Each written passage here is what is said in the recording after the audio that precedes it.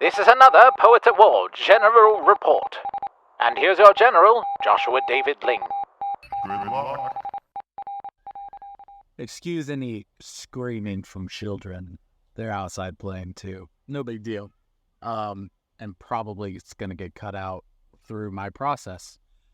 But not a big deal. What's up, everybody? General's Report. Time for a smoke. Hope you don't mind me fiddling while I do this. I had a problem. I had a task that I didn't want to do. This, most of us tend to have happen. Nothing crazy. Just the process of adding sound effects to my poetry stories. And, it was just really tedious and repetitive.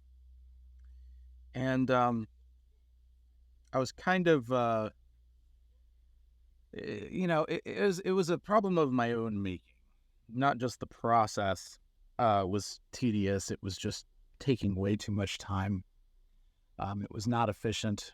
And since it's my work, it's my problem, right? This isn't like someone creating a situation where, an employer is telling me something to do and I have a task that I don't want to do. Try not to talk over here, please, okay? I'm talking to the camera. You can be here. You can listen to me. But this is my show and I'm talking, okay? I love you very much. Okay, well, go find something. So, any which way, I decided I was going to call Brendan Sunshine, other host on this podcast thing called Poets at War, and just talk with him a little bit. Commiserate, pick his brain, whatever the case may be. We're to pick his brain, I think, but, So, we have the problem. We have someone help me with the solution. And this is one of the things that Brendan's awesome about that I don't think he knows he's awesome about is, he kind of went at one point, "Oh, I'm sorry. I'm trying to fix your problem. I got to be better about that." And I'm like, no, I want you to fix my problem. There's that whole, especially male-female thing of wanting to commiserate versus wanting to fix the problem. And sure, I wouldn't mind some commiseration, but I really wanted to fix the problem if it was possible. And just to pick his brain. And, Brendan is actually really awesome at thinking through problems with somebody about verbal processing, because he's a verbal processor, and he's helped me on more than one occasion with that kind of a thing, and I think I've helped him too. We really tend to, when we put our heads together, it's actually collaborative. Sometimes I collaborate with people, and I feel like I'm the only one adding to it, or I totally am lost and have no clue what they're even trying to accomplish. But, yeah, so that was the problem. And now we begin to come to the solution. So let me light up here.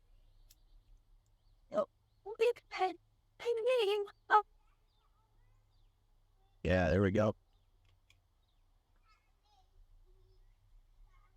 A lot of people have wondered what tobacco I smoke. This is my first bag, and it's a big bag, and I'm going through it. It's Great American, or not Great American, something like that. It's American something or other.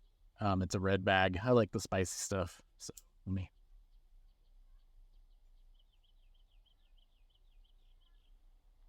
All right. So we have the problem. Let's take a break from the problem for just a second. Let's talk about Tom Bombadil. So, the hobbits run into his situation in Lord of the Rings, his domain, so to speak, and they have a whole lot of problems. Big Old Man Willow being one of the chief among them, and the ring being the chief among them. And Tom Bombadil comes in, does his thing, saves them, invites him to tea and dinner. The existential dread of the ring was there for Frodo even at that time, but it was even more existential. It was more esoteric. It was this deep malevolence that Gandalf had filled him in on what the deal was, but Frodo had no clue, really and truly, what level of trouble he was actually in at the time, and the other hobbits certainly did not at all. They were more concerned with Old Man Willow, who was trying to kill them at that particular moment. But yeah, I mean, I tend to have those problems. You don't know exactly what's wrong. I didn't know what was wrong with my problem at this time, right? And knowing that evil can help, especially I would argue in matters of lust, knowing what the problem is and knowing to run away from said problem in the case of lust. But other problems that you actually have to attack head on, sometimes it's better to not know how big or scary they actually are.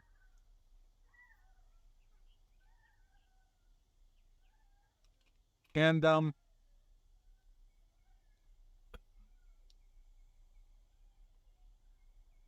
having fun, a la Tom Bombadil, swooping in and saying, "Hey, Dole, Mary Dole, don't you be doing that, Old Man Willow." He never stops singing. You ever notice that? Not really. Sure, he gets stern and he attacks these problems head on, but Tom is never stopping smiling, never stopping having fun. He just kind of waltzes through this situation and saves the day.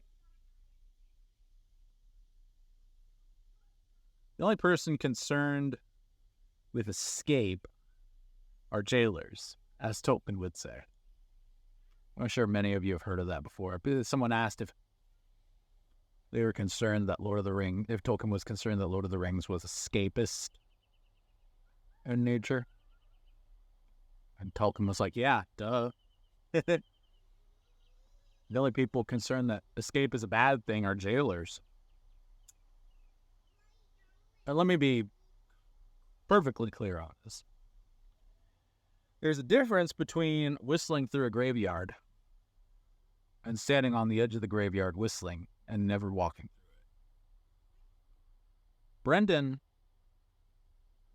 helped me through a fine conversation to be able to whistle through this graveyard and actually to find a song that I can whistle through every time I come to this graveyard. The actual solution was something like this. This is technical, so if you're not interested, no big deal. I'm going to make it quick. I was downloading each individual soundtrack from YouTube and placing it within my timeline and making sure each and every one was properly set and named and put in the right place. And it was just a ridiculous process. So he suggested using OBS. Now, I initially balked at the idea, but once I set it up so everything that I hear through my speakers is recorded. And I can just go hit record, search for all my sound effects, and as I listen to them, make sure they're long enough to go where they need to go. But as I listen to them, just go, yes, no, and it's not recording my voice or anything, but I just know intuitively as I record. And then it's one file. And I can drag that into my timeline. I can cut, place, and we're done. And it's honestly kind of fun because as I'm looking, I can find, it's so quick, so fun, and just, it's a whole different process. I'm not copying, pasting, saving, blah, blah, blah, blah, blah, blah, blah. It's just one file. And that made it not only quicker, but a lot more fun. I look forward to it. I look forward to finding the sound effects since I'm actually focused on the sound effects and not the bureaucratic nature of, filing everything in its proper order. So, with that being said, Christians have lost the art of fun. And a lot of people think that fun is an antonym, in many cases, to efficiency. In this case, it was not at all. In Tom Bombadil's case, it was not at all. What did Old Man Willow need? He needed a song. He needed to be reminded of who he was, what his job was, and how he was not doing that job. So next time you come to a problem, don't think that you just have to knuckle down and push through necessarily. When you're brainstorming your solution, think of different ways that you can gamify, make fun, make consistent, make, maybe a little smaller step, but make the step with joy. It is so hard, unlike my pipe right now, which I'm having to relight, to put out the fire of joy. This has been the General's Report. Everybody be your family's bard. Do not turn to the right or to the left, and the Lord will be with you wherever you go. We'll see you next time in the trenches on Poets at War. Sunset